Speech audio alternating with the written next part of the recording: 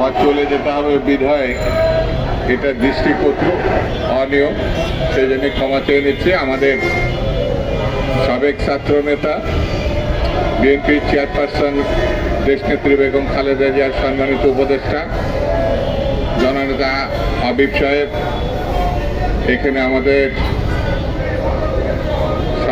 সাবেক সংসদ সদস্য সহ জাতীয় নেতৃবৃন্দ আছেন, তারা এই সভা থাকবেন এবং বক্তব্য দেবেন। বন্ধুরা, পার্শ্ববর্তী দেশ ভারত, আমরা তাকে বন্ধু মনে করলেও তার আচার আচরণ সম্প্রতি এতটাই বৈরী যা ভাষায় ব্যাখ্যা করা মুশকিল। সে বাংলাদেশের মানুষকে সেই দেশ বন্ধু হিসাবে মনে করে না, হাসিনা এবং আওয়ামী লীগ ছাড়া। হাসিনা এবং আওয়ামী লীগই তাদের বন্ধু। এই হাসিনা ফ্যাসিস্ট, গণহত্যাকারী, লুটেরা এবং জনরোষে জনগণের গণঅভ্যুত্থানে সে পালিয়ে গেছে, যার বিচার চলছে, বিচার হবে, তাকে আশ্রয় দিছে পার্শ্ববর্তী দেশ ভারত। আমি এই ঘটনার তীব্র প্রতিবাদ জানাচ্ছি এবং এই আসামি, এই হত্যাকারী, জনগণের সম্পদ লুণ্ঠনকারী, তাকে অনতিবিলম্বে বাংলাদেশকে ফেরত দেওয়ার জন্য, অনতিবিলম্বে তার বিচারে সহযোগিতা করার জন্য পার্শ্ববর্তী দেশকে আমি আহ্বান জানাচ্ছি। বন্ধুরা, তারা আমাদের পানিতে মারতে চায়, তারা আমাদের ভাতে মারতে চায়, তারা আমাদের মুক্তিযুদ্ধের ভাবমূর্তিকে বিনষ্ট করতে চায়, তারা গণতন্ত্রকে ধ্বংস করতে চায়।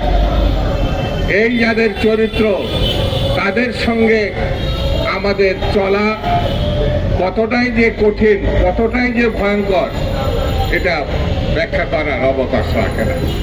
আমাদেরকে ঐক্যবদ্ধ থাকতে হবে। একমাত্র এই দক্ষিণ পূর্ব এশিয়ায় বাংলাদেশ এবং বাংলাদেশি মানুষ কারোর কখনো বশ্যতা স্বীকার করেনি, না ব্রিটিশ ভারতের, না পাকিস্তানের, না ফ্যাসিবাদের কোনো ঘৃণকে। এই অঞ্চল সেই অঞ্চল যারা নিজের স্বাধীনতা, নিজের স্বকীয়তা, নিজের জাতীয় বৈশিষ্ট্য রক্ষা করার জন্য বারে বারে বিদ্রোহ করেছে, বারে বারে তারা বুকের রক্ত ঢেলে দিয়েছে।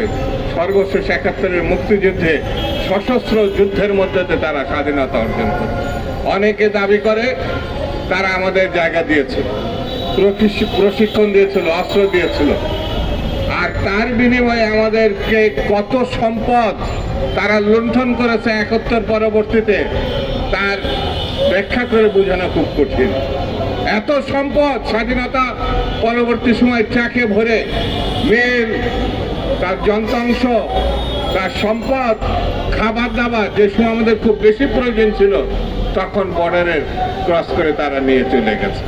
সেই জন্য আমাদেরকে এই দেশ সম্বন্ধে, এই ভূখণ্ড সম্বন্ধে, এই দেখেন গণঅভ্যুত্থানের ১ বছর আগে হওয়ার পরে সারা বিশ্বে তারা প্রচার করেছিল এখানে নাকি হিন্দু সম্প্রদায় নিরাপদ না। হিন্দুরা বারবার বলেছে তারা নিরাপদ, কিন্তু ভারত বারবার প্রচার করার চেষ্টা করেছে সারা বিশ্বে এখানে হিন্দু জনগোষ্ঠীর উপরে নির্যাতন করা হচ্ছে।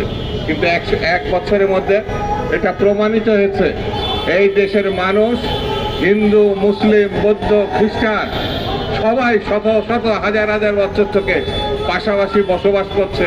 এই দেশের মানুষ সাম্প্রদায়িক না এবং কোনো অন্য সম্প্রদায়ের প্রতি বিদ্বেষ বা হিংস্রতা প্রকাশ করেনি।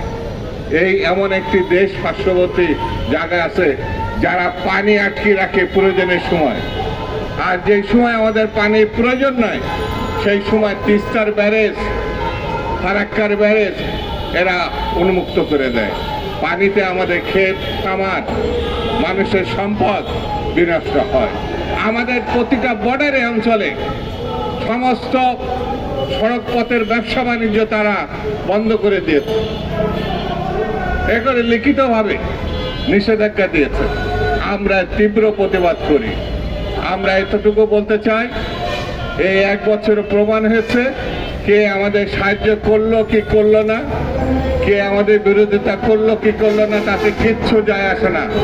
বাংলাদেশের মানুষ তার যোগ্যতায়, তার কর্মদক্ষতায়, তার বুদ্ধিমত্তায় অতীতে যেমন টিকে ছিল, এখন যেমন টিকে আছে, ভবিষ্যতেও টিকে থাকবে।